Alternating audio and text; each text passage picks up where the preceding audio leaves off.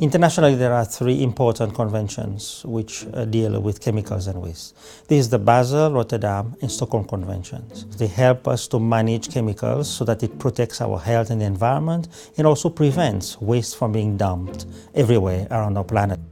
In 2017, the parties to our three conventions adopted a very important decision on gender, and that is about gender mainstreaming, which means that all the activities that we now implement has to have gender featured in there.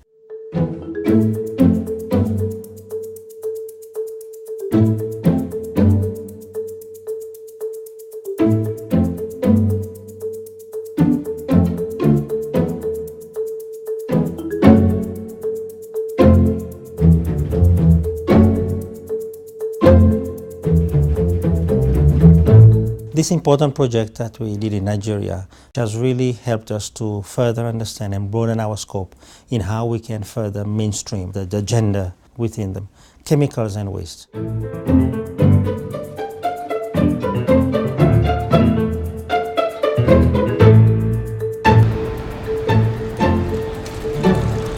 So at Women Engage for a Common Future, we have worked from the beginning, so since 23 years, on environment and health as one of our focus areas, specifically with the priorities of women, looking at chemicals and health, also specifically women as consumers, but also women in rural areas working with waste or with pesticides.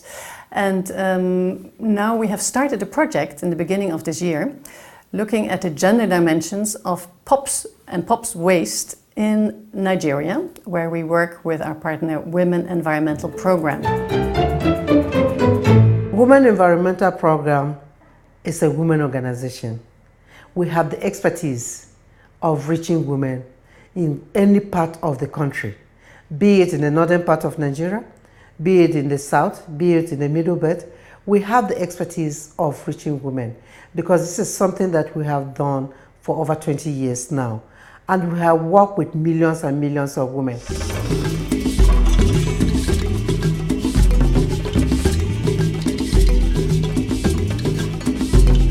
This is a subject that it's a bit difficult to explain to the layman on the street. Persistent organic pollutants are usually chemicals that are found in pesticides, industrial chemicals, and byproducts. They bioaccumulate in fatty tissues.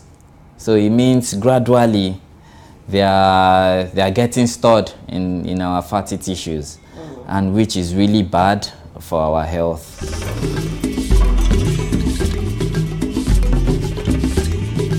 Persistent organic pollutants. Those are organic material that persist in your body and in nature. And when I'm talking about persistence, I mean not days, not weeks, not years, maybe sometimes tens of years.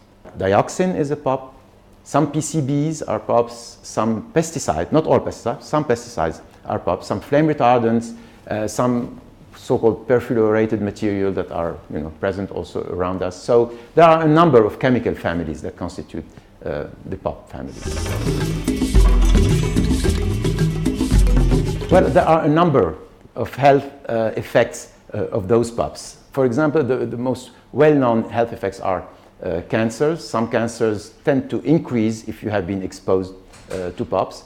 The other effect is on neurodevelopment, whether you have a good IQ, whether you are hyperactive or not, and in some cases maybe autism may be related to exposure to POPs. And there are also metabolic diseases, diabetes or obesity, as well as several other effects, for example, effects on the reproductive health. A decrease in fertility. The people are less able to have babies in the right time. You have effects also on the development of the reproductive organs. For example, something called hypospedia in young boys.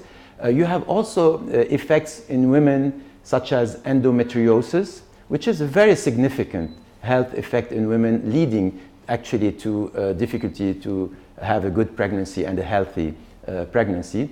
as well as some cancers in, for example, breast cancer or prostate cancer. You have a cancer, you have to start, cells become cancerous, this is the first step, and then the cancer has to develop, has sometimes to invade the tissue around it, and ultimately to go and yield metastasis. So here you have mammary cancer cells that are not treated with dioxin, and in this case we have treated them with dioxin. And you can see some major differences in the morphology of these cells. They are sticking close to each other here. Here they are separate, they are spreading, they have all those extensions, and they move much, much more quickly. So we have learned from the medical experts that POPs, such as dioxins, can speed up the growing of breast cancer cells. We have also understood that POPs, as well as heavy metals such as mercury, can lead to birth defects in children when mothers are exposed during pregnancy.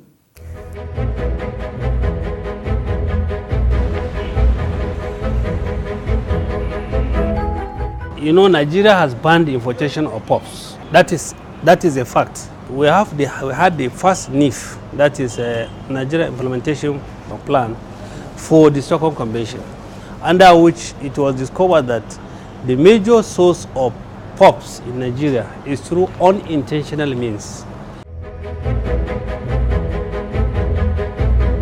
The open burning of waste can create POPs, even the burning of agricultural waste.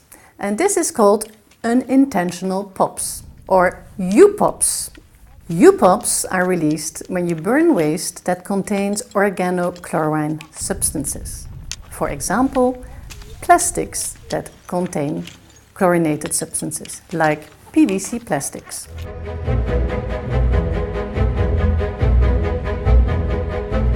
At the Abuja waste dump, it's mostly men who are making a living from scavenging, and they are most exposed to dioxins in the air and in their food. They might also be exposed through their skin, not just to POPs, but maybe also to heavy metals. Look at your slippers.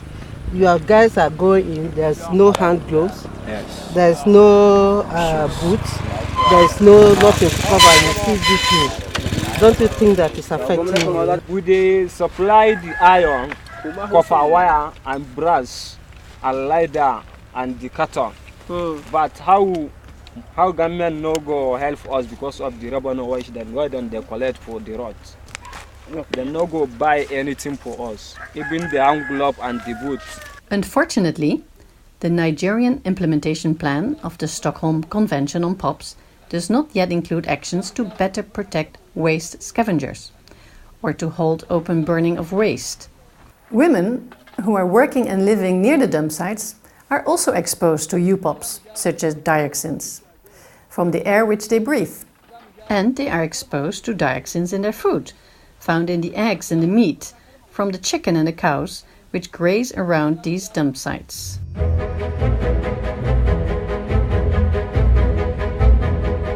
Plastic bags, plastic bottles, PVC flooring material can also leach POPs into water and soil. Amongst all this waste, the most dangerous waste is probably electronic waste, also known as e-waste. The Basel Convention bans all transboundary exports of e-waste. Every year, hundreds of thousands of tons of e-waste have been arriving in Africa, amongst others through the Lagos port in Nigeria. The rules of the Basel Convention are to stop these imports of hazardous e-waste. Unfortunately, e-waste still arrives illegally, disguised as second-hand products. Unfortunately, some businessmen from either side not trying to follow the rules. And that's why we exist as a regulatory agency to make sure that what is coming to us as Nigeria, we check through it in our ports. If it's among the listed items that are banned, I mean the compounds or chemicals that are listed as part of the persistent organics, of course that will not come into the country. In many cases, the officials of those countries are not in the picture. So you see like a clandestine business, take it from this country drop it in the other country. We've taken back about 6 to 7 ships. In Lagos, there are 4 major areas where electronics and e-waste are handled and refurbished. Alaba Market and Ikeja Computer Village are the biggest. Products are not made in Africa. When they are, imported, installation, fixing when it has issues, repairs are done locally. If your gadget has an issue, for instance, let's say the screen is not displaying, what we do here is to remove the board of this mobile phone and work on the ICs, on the chipset on it, either replace the chipset or repair it, then we'll put it back, the screen starts displaying. In both Alaba Market and Ikeja Computer Village, some 15 to 45,000 tons of e-waste is processed each day, containing thousands of tons of lead and other heavy metals. But there is no estimate of the costs of the pollution created by the e-waste in terms of damage to health and the environment.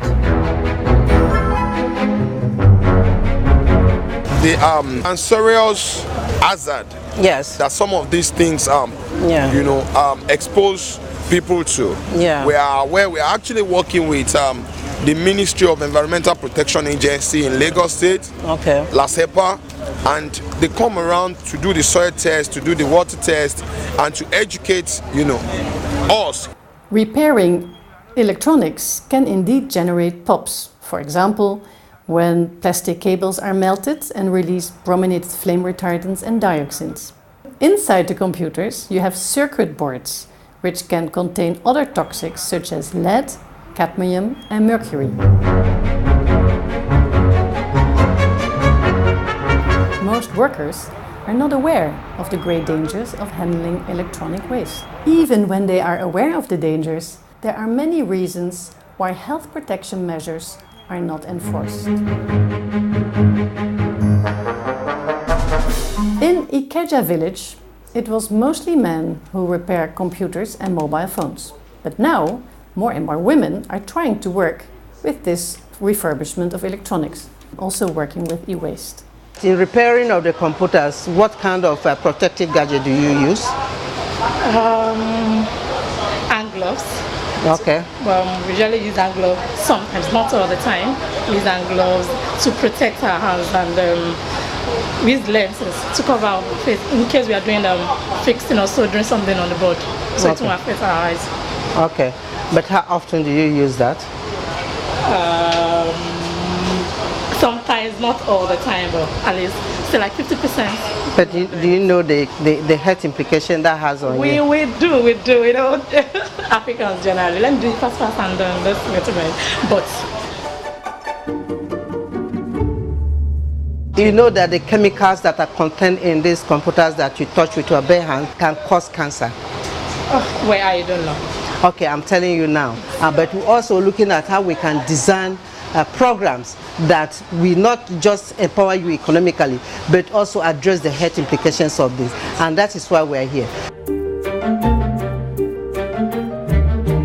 Parts of the electronic waste which cannot be used go to the informal handlers just behind the computer village. This place, used to be a designated place where informal recycling takes place. So, like about 2-3 days ago, you will have, a mountain of accumulated, e-waste here. Once the stores are dismantled, so the one they need to sell to the Chinese, they take them, they separate them apart, and the remaining one is, taken to the Waste Management Authority, for proper recycling. It is unclear what happens next. Currently, the Waste Management Authorities of Lagos do not have the installations to safely destroy this toxic waste. So where does it go? Is it contained? Or is it just dumped somewhere in the surroundings? We need to organize them a lot better. The whole idea of what they call it urban mining. Are you with me? All those useful aspects you can get from the e-waste, let them recover that. But those that are bad, you don't dump it anywhere. POPs are also found in industrial waste, such as in paints, in coatings, in car equipment, and in old electric transformers. Prof, this is a typical transformer to a lay person. We don't really know what PCBs are and whether this kind of transformer has PCBs. PCB is an organic oil, which obviously is used as insulation or to insulate some of these machines. For example, if you look here, you see here, it says oil mass 0.31 ton. It's inside these transformers. One of the biggest industrial POPs waste problems in Nigeria are PCBs, polychlorinated bisphenols. They are banned, but they remain as waste. You have transformers that are, being decommissioned. This oil are being removed naturally by people who are supposed to be in the maintenance of these equipment. And these people sees this, oil as a commodity, so to speak, to sell out. And there are buyers. Their trade is to do beans cake, what in the local palace is known as akara. Once they use this PCB oil, the textures look better and all that, and the oil itself does not depreciate in volume. PCB oil is being sold as a frying oil for food, but in reality, it is a lethal poison. These women food vendors using PCB oils are unaware they're doing so and that they're risking not only their health, but also that of their consumers. In most cases like this, you find out that women and children are more vulnerable. They are more vulnerable to these things because, one, they are exposed to these chemicals on a daily basis. For instance, like you referred to, it is women that are involved in a business of, for example, akara or, beans cake, And obviously, you have the women involved in this trade with their kids trapped in the back and all that kind of stuff. So, in terms of inhalation, they inhale these things, daily. In Nigeria, very hazardous pesticides, including POPs pesticides, are probably still used. They also still use some DDT against mosquitoes. Farmers mostly do not use protection when applying pesticides. Women Environmental Program went to meet the Farmers Union. They met them when fertilizers were being applied. Fertilizers do not contain POPs. I don't know if you have ever heard of what they call POPs. POPs means persistent organic pollutants. I read environmental, so I know about the POPs, but then I can categorically tell you that a lot of our farmers don't know what POPs are. All they know is that this chemical can kill grass, this one can be used where you are farming cassava, this can be used where you are farming ugu, this can be used where you are farming one or two crops. But the chemical content of it, I can categorically tell you that they don't know. If men farmers are exposed to POPs pesticides, then women farmers are even more exposed. The Food and Agriculture Organization estimates that in sub-Saharan Africa, up to 80% of food is produced by women farmers. It is therefore also not surprising that residues of POPs pesticides are found in human milk.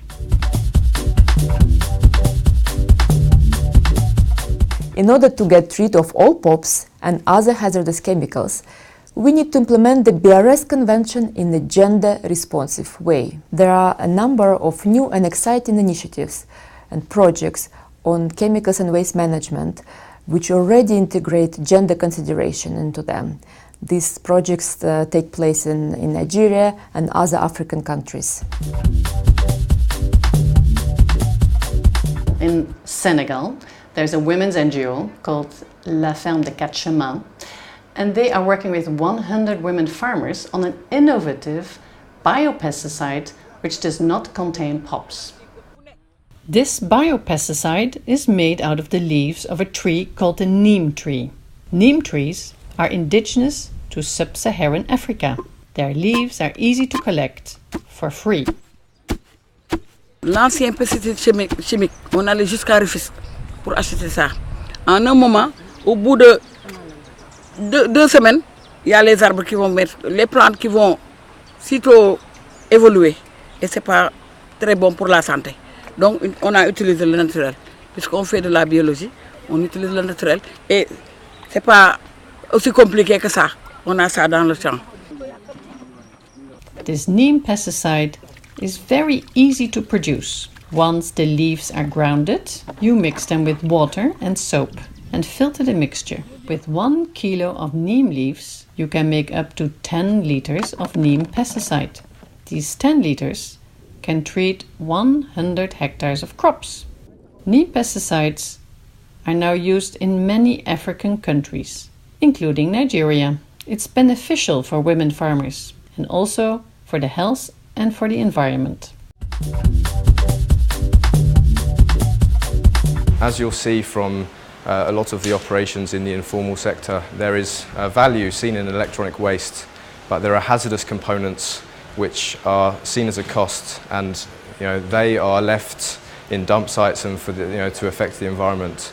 So for us, in terms of really looking for a sustainable solution to the electronic waste problem, it's essentially a proof of concept, a pilot, to try to start classifying some of the materials that are coming from dismantled equipment, and then also, as we said, looking at where this material is going to go to finish its life cycle. From this e-waste, Green Cycle recovers what can safely be reused, such as copper, metal, gold, and other valuable substances. And then very toxic waste, such as POPs plastics, are taken back to Europe to be destroyed in a toxic waste incinerator, as there is no such a treatment facility in Nigeria. What is absolutely paramount if we're trying to develop best practice for the recycling of electronic waste, then safety of the workers, protection of workers is absolutely paramount. Yes. So, of course, and in terms of trying to develop a formal industry that can tackle this problem responsibly, addressing the gender imbalance in employment of women, is something that we really want to look to develop.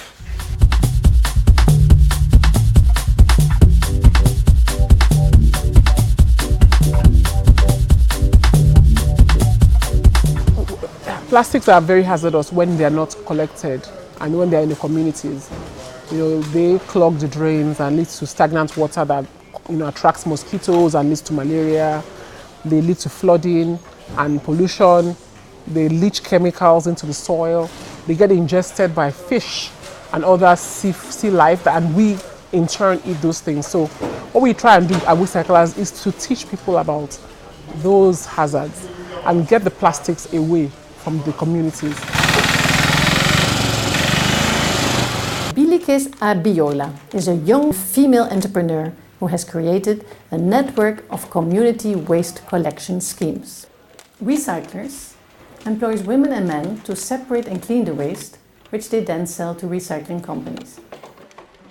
And we have a very high standard of personal protection. So all our staffs are well kitted, and we process the plastics and then sell them to recyclers that in turn turn them into new products. So thanks to Bilikis' company, more and more parts of Lagos are becoming cleaner.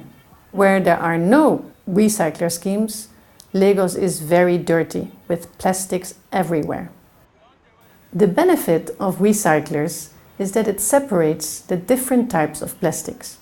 Those plastics which can be safely reused, but also those with PVC, which can generate POPs and cannot be used.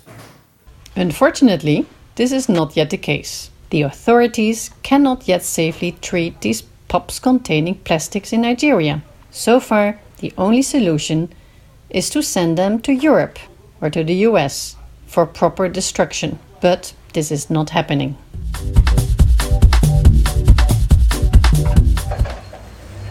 Là, il y a quelques transfos contaminés avec le point point rouge, PCB, qui a eu une campagne de test qui a été faite l'année dernière pour justement définir quels sont ceux qui sont à un niveau supérieur à la norme de PCB. S'il y a un numéro marqué qui identifie d'où ils viennent, de Dakar, Anne, qui est le poste ici, avec le numéro 64. Donc c'est l'échantillon 64 qui a été donc confirmé PCB. On a estimé à peu près à 30% de la quantité totale qui sont contaminés. This PCB destruction project is a pilot project by the United Nations in 14 African countries. Here in Senegal, Senelec is taking the PCB oils out of the transformers, packaging the oil into barrels and taking the polluted transformers apart. Then both are sent under high security measures to France to be destroyed. In total, 300 tons. In Nigeria, the ministry has carried out a PCB inventory and has so far identified 400 tons to be destroyed.